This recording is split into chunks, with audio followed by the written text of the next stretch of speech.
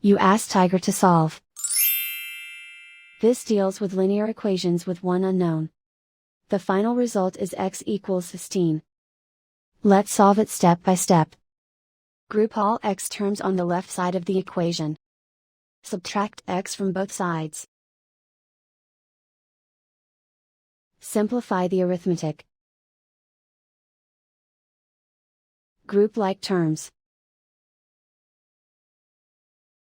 Simplify the arithmetic. Isolate the x.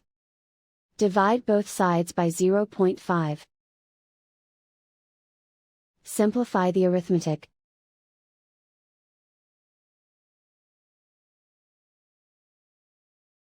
And so the final result is x equals 16.